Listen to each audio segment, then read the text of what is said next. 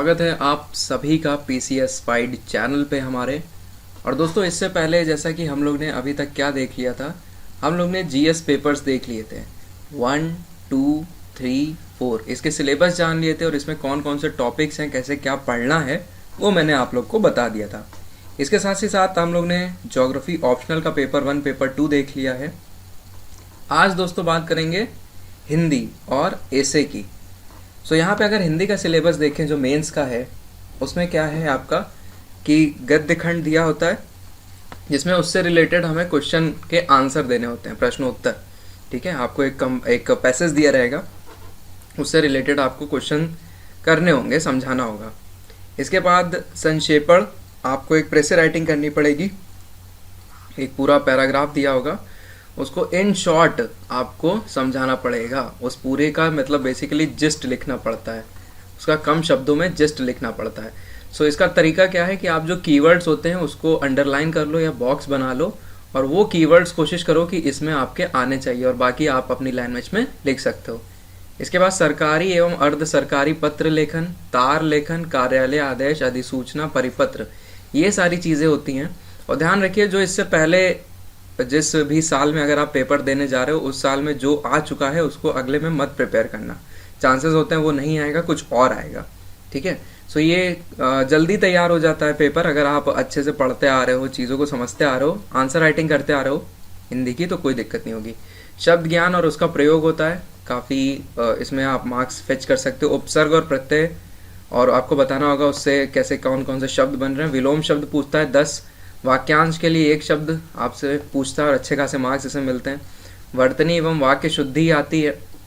इसके बाद लोकोक्ति एवं मुहावरे आते हैं, इसमें भी आप अच्छे खासे मार्क्स फेच कर सकते हो। सो हिंदी अगर पेपर की बात करी जाए, इंग्लिश मीडियम वाले इससे बहुत ही घबराते हैं, बट ऐसा कुछ नहीं है। अगर आप एक तयबद्ध तरीके से, लयबद्ध तरीके से तैयारी कर रहे हो तो इस पेपर में इतनी प्रॉब्लम आती नहीं है। बस लास्ट के जो 2 हफ्ते होते हैं उसमें हिंदी पे थोड़ा ज़्यादा फोकस करने लग जाइए।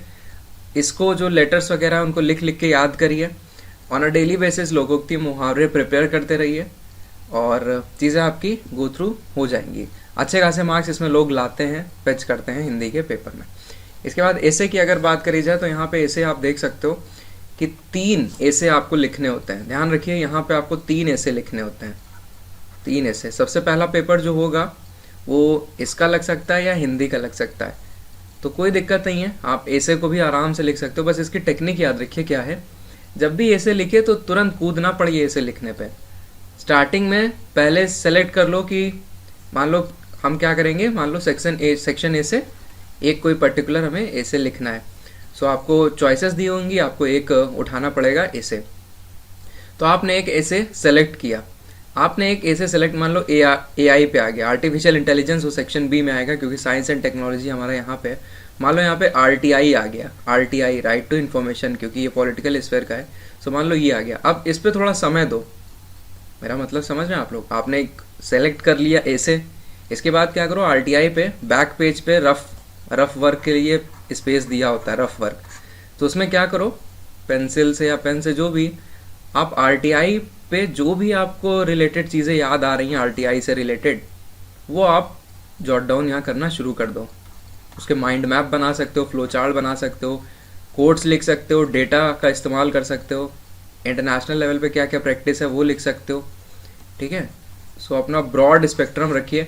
एशियन टाइम पे क्या होता था RTI से रिलेटेड अगर कुछ याद आ रहा है, मेडिवल टाइम पे, मॉडर्न टाइम पे कुछ होता रहा हो तो वो अगर आप लोग को याद आ रहा है वो लिख लीजिए। रिसेंट टाइम पे अगर कुछ इससे रिलेटेड मूवमेंट चला है, इनिशिएटिव लिया गया है सरकार द्वारा, किसी राज्य सरकार द्वारा, तो वो यहीं पे सब लिख लीजिए। मतलब दिमाग में जो भी RTI से रिलेटेड आ रहा है, कॉन्स्टिट्यूशन में इसके बनने की कहानी आप बता सकते हो, कैसे ओरिजिनेट हुआ ये कॉन्सेप्ट। सो ये जो पूरा है वो आप रफ वर्क में करो। इसके बाद आप चुपचाप आंसर लिखना, मतलब इसका ऐसे लिखना शुरू कर दो RTI का। ठीक है, सो इसका लिखना शुरू कर दीजिए। सो इसको पूरा कर लीजिए। फिर जब ये हो जाए, फिर नेक्स्ट सेक्शन पे आइए, मान लो उसका आर्टिफिशियल इंटेलिजेंस, वापस से रफ पेज पे जाइए।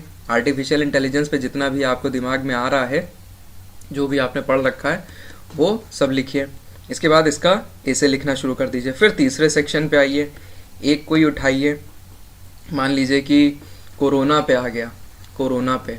ठीक है, इसके बारे में जितना भी आप जानते हो, कहाँ से स्टार्ट हुआ, पहले था कि नहीं था, ठीक है, कहाँ पे कौन से इनिशिएटिव लिए जा रहे हैं, क्या पॉजिटिव इफेक्ट है, क्या नेगेटिव इफेक्ट है। पॉजिटिव नेगेटिव आप समझ लो ना, इन्वायरमेंट के टर्म में, इकोनॉमी के टर्म में, सोशियो इकोनॉमिक इम्पैक्ट क्या रहा, इस तरीके से। सो वो आप बता सकते हो, किसने किसने लीड किया इसको, न्यूजीलैंड का बता सकते हो, बबल, जो bubble, space bubble, social bubble वो किए गए, उसके बारे में लिख सकते हो। So I hope you got the point. तो ये रफ पेज पे आपका ये हो गया। फिर इधर आके चुपचाप ऐसे लिख दीजिए। सो 3 ऐसे तयबद्ध तरीके से आपको करना है। ये ना करने लग जाना कि इससे सेलेक्ट कर लिया आरटीआई, इससे आर्टिफिशियल इंटेलिजेंस, इससे कोरोना, और रफ वर्क तीनों का एक साथ कर रहे हो, उसके बाद तीनों एक साथ लिख रहे हो। तो ऐसा ना करिएगा, एक टाइम पे एक ही उठाइएगा और उस पर ऐसे लिख दीजिएगा। इस तरीके से अच्छा जल्दी हो जाता है, अच्छा खासा टाइम आपका 3 घंटे का इसमें यूटिलाइज हो जाता है, तो कोई प्रॉब्लम नहीं होती है। ठीक, तो पहले माइंड मैप बनाइए, फ्लो चार्ट बनाइए, उसके बाद ऐसे लिखिए, फिर नेक्स्ट सेक्शन पे आइए, फिर माइंड मैप, फिर ऐसे, फिर नेक्स्ट सेक्शन पे आइए, माइंड मैप, फ्लो चार्ट, फिर ऐसे। इस तरीके से करिए, आपका ऐसे वाला पेपर हो जाएगा। अच्छे खासे आपके मार्क्स आएंगे यहाँ पे। ठीक है, अपने वीडियोस में बताता रहूँगा किस तरीके से इस ऐसे को टैकल करना है आपको। और ठीक है, मिलते हैं नेक्स्ट वीडियो में। Thank you.